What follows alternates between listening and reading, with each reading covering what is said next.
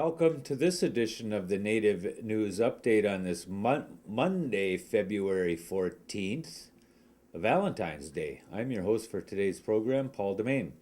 Many of the stories read here can also be found at our website at IndianCountryNews.com, and here are some of the news stories from the day from the Associated Press and other Native news sources.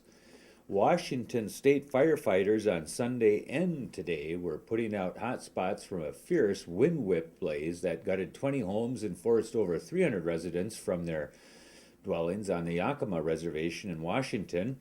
Two firefighters sustained minor injuries battling the blaze, which began Saturday afternoon when embers from a chimney fire ignited a rooftop and spread to an adjacent lumber yard and surrounding brush, fire officials said. The flames grew quickly with wind gusts of up to 80 miles an hour, eventually engulfing 20 homes and 4 other private structures in White Swan, a village of some 3,200 residents within the 1.3 million acre Yakima Reservation. A U.S. government post office was also damaged.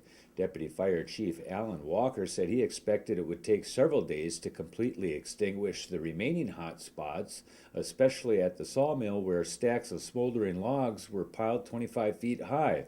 Gale force winds during the fire hampered firefighting efforts at White Swan, one of the main communities on the Yakima Reservation, which was placed under a voluntary evacuation at the height of the blaze, and some 300 residents fled their homes. All but 50 of them spent the night in emergency shelters. Over 90 firefighters were on the scene at the height of the fire, and on Sunday morning, fresh crews were brought in to relieve some of those who had answered the initial calls on Saturday. Darla Leslie, a correspondent for the Yakima Nation Review, said donation checks can be made out to the Yakima Nation White Swan community and can be sent to 151 Fort Road, Toppenish, Washington, 98948. We'll put that address up for you to see it. Clothing, food donations, and other things were being sent to the Yakima Nation Armory in Toppenish as well. Anyone looking for a status report on relatives should probably call the Yakima Nation Police at 509-865-2933 and or the government to ascertain what kind of assistance would be the best for their needs at this time. That phone number is 509-865-5121. The Tulalip tribes are giving $1.26 million to the Marysville School District to rescue programs threatened by the economic downturn. The Herald newspaper says the money will help the district provide science curriculum and professional development for middle schools. It will provide math materials, teacher training, and 2 district math coaches.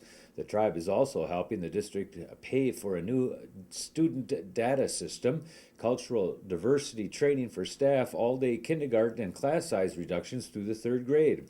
The money announced this past week is on top of what the tribe already has given the school district. In the past years, the tribes have given about $1.8 million annually for education initiatives.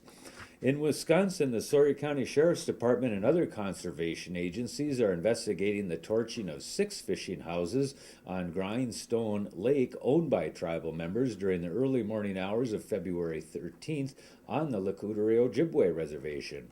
3 of the shacks owned by members of the Corbine family were burned down completely with their small heating stoves and other equipment thrown through the fishing hole into the lake.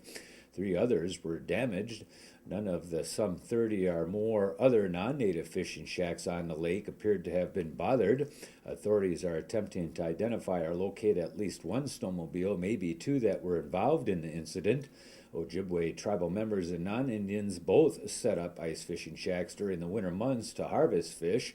Ojibwe tribal members, including the Corbine family involved here, are well known for sharing their lake for ceremonies, family events, and elders in the community as part of their regular diet. Here, but there's the remnants of chair in there and stool and a few other tools that they had in there, some other things that they gather up after a while, but definitely this one is actually tipped off. Can you see where the ice hole was?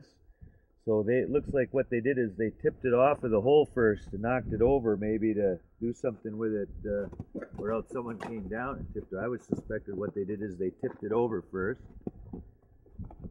and then let it on fire once they had it turned over. So can you see that plot pretty well here? This is the outline of where this is where they had been fishing out of, and it's still open a little bit. So it hasn't been too long ago. Award-winning Navajo Potter Kathleen Nez has passed away after a long battle with liver disease. Nez was 56 when she passed away during January, said her daughter, Nicole Nez. Nez began working as a potter after coming to Santa Fe more than 30 years ago and earning a bachelor's degree in fine art at the Institute of American Indian Arts. Simply called it Nez by most who knew her, she participated in Santa Fe's annual Indian Market Show beginning in 1983 and won numerous awards for her stoneware, according to her family. She also participated in mainstream ceramic shows, including the Objects for Use show at the American Craft Museum in New York, and her work was owned by numerous museums and collectors, according to Robert Nichols, who sold Nez's work in his gallery on Canyon Road for the last several decades. The Rosebud Sioux tribe is reviving bids for architecture and engineering design for a national cemetery that would be located on reservation land near Mission, South Dakota. The tribe is proceeding based on a grant opportunity letter from the Veterans Affairs. Frank Salvis is director of the VA's State Cemetery Grant Service. He told the Rapid City Journal that cemetery construction depends on the tribe's ability to meet stringent deadlines for the $5.3 million grant. The Black Hills National Cemetery near Sturgis is the only national cemetery in the state that is open for burials. Its cemetery director, Sarah Elton, told the Journal that national cemeteries in Hot Springs and Fort Meade are currently closed to burials. The chairman of Colorado's Southern Ute tribe has stepped down amid allegations of mismanagement, and a special election for a new chairman has been scheduled. The Durango Herald reports that Matthew Box resigned as chairman by email February 10th, just before he was set to meet with council members about their calls for him to step down.